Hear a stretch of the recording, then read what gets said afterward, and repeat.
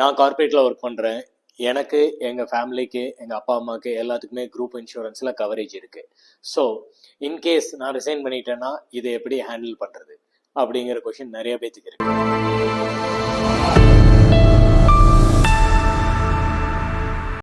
Hi, I'm Vivekanandan, a certified financial planner helping people like you to transform their financial lives. நம்ம டாப்பிக்கில் பார்த்த மாதிரி நிறைய பேர் கார்ப்பரேட்டில் ஒர்க் பண்ணுறாங்க அண்ட் அவங்களுக்கு குரூப் இன்சூரன்ஸில் அவங்களுக்கும் அவங்க அப்பா அம்மாவுக்கும் கவரேஜ் இருக்குது.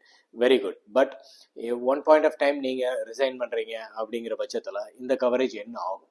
கண்டிப்பாக அதுக்கப்புறம் டிஸ்கண்டினியூ ஆயிரும். பட் இது எப்படி ஹேண்டில் பண்ணலான்னு பார்த்தீங்கன்னா, உங்களோட ஹெச்ஆரில் அந்த பர்டிகுலர் இன்சூரன்ஸ் கம்பெனி கூட என்ன கண்டிஷன்ஸ் போட்டிருக்காங்க அந்த பாலிசி டாக்குமெண்ட்டில் பாருங்கள்.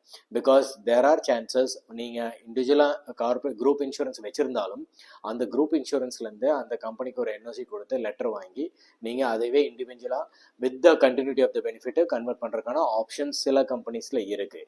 இது பியூர்லி உங்கள் கார்பரேட்டில் இருக்க ஹெச்ஆரும் அந்த இன்சூரன்ஸ் கம்பெனியும் எப்படி போட்டிருக்காங்க டைப் அப்படிங்கிறது பேஸ் பண்ணி.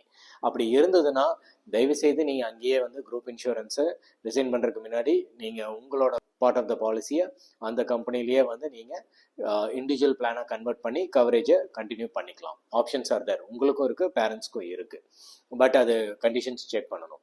அப்படி இல்லைங்கிற பட்சத்தில் நீங்கள் இமீடியட்டாக பண்ண வேண்டியது உங்களுக்கு மைக்ரோ ஃபேமிலிக்கு உங்களுக்கு ஒரு ஹெல்த் இன்சூரன்ஸ் எடுத்துக்கிறதும் அதேமாரி உங்கள் பேரண்ட்ஸ்க்கும் கண்டிப்பாக எடுத்துக்கிறது ரொம்ப ரொம்ப முக்கியம். இது இல்லை எனக்கு ரிசைன் பண்ணுற ஐடியா இல்லைன்னா நோ ப்ராப்ளம். பட் அடுத்த ஆப்ஷன் என்ன அப்படின்னா, நீங்கள் அப்போ ஒரு டாப் அப் இன்சூரன்ஸ் எடுத்து வச்சுக்கோங்க.